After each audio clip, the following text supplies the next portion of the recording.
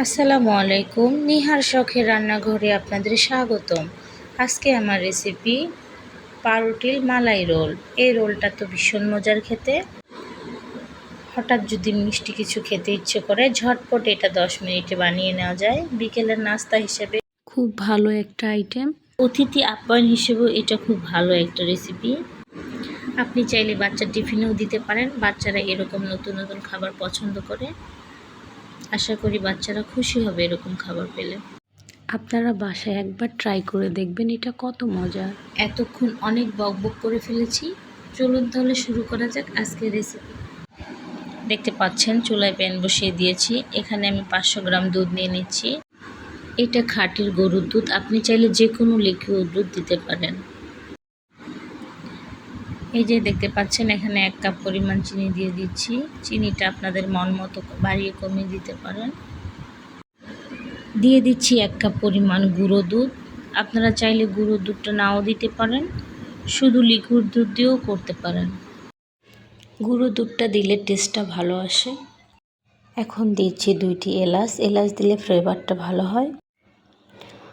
দুধটা কিন্তু অনেকটা শুকিয়ে গিয়েছে। আমি 500 গ্রাম দুধকে শুকিয়ে 250 গ্রাম করে ফেলেছি। মালাইটা হয়ে গিয়েছে, এখন আমি এটা নামিয়ে ফেলবো। এই যে আবার চুলায় প্যান বসিয়ে দিয়েছি। এখানে দিয়ে দিচ্ছি 250 গ্রামের মগের 1 মগ দুধ। দিয়ে দিচ্ছি 1 কাপ পরিমাণ চিনি। চিনিটা আপনারা বাড়িয়ে কমিয়ে দিতে পারেন। দিচ্ছি 1/2 কাপ পরিমাণ সুজি। নেড়ে চেড়ে মিশিয়ে নিব। এটা অনবরত নাড়তে হবে যতক্ষণ পর্যন্ত পুরটা রেডি না হয়, না হলে দলা লেগে যাবে। দিয়ে দিচ্ছি 2 থেকে 3টি কাঠবাদাম ও 2 থেকে 3টি কাজু বাদাম। আমি এখানে বাদামগুলো কুচি করে কেটে নিয়েছি। দিচ্ছি 2 চামচ পরিমাণ গুঁড়ো দুধ। দিচ্ছি স্বাদ মতন লবণ। নেড়ে চেড়ে মিশিয়ে নিব। এই পুরটা রেডি করতে আমাদের এই রসটা পুরোটাই শুকিয়ে ফেলতে হবে। পুরটা হয়ে গিয়েছে, এখন আমি পুরটা তুলে নিচ্ছি। এই যে এখানে আমি পাউরুটি নিয়ে নিয়েছি। 1 পিস পাউরুটি নিয়ে নিব। রুটি যেভাবে বেলে পাউরুটিটা আমি এভাবে বেলে নিব।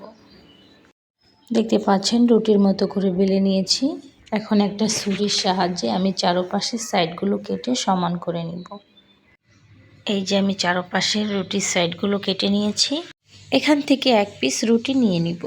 রুটিটা এভাবে প্লেটের উপরে রেখে সুজির পুরটা হাতে নিয়ে মুঠ করে এভাবে সমান করে বসিয়ে দিব। হাতের সাহায্যে এভাবে ঘুরিয়ে ঘুরিয়ে রোলের শেপটা তৈরি করে নিব। আমি আপনাদের জন্য আরেকটা রোল বানিয়ে দেখিয়ে দিচ্ছি।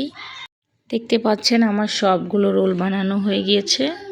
এই যে দেখতে পাচ্ছেন আমি প্লেটে সবগুলো রোল সাজিয়ে ফেলেছি। এখানে প্রথমে আমি যেই মালাইটা রেডি করে রেখেছিলাম সেটা এর উপর দিয়ে দিব। এই যে দেখতে পাচ্ছেন মালাইটা আমি দিয়ে দিচ্ছি। এটা রোলের উপরে ভালো করে দিয়ে দিতে হবে যেন রোলটা মালাইটাকে চুষে নরম হয়ে যায়। উপরে কিছু কিশমিশ দিয়ে সাজিয়ে নিচ্ছি। অল্প একটু বাদাম কুচি দিয়ে দিচ্ছি।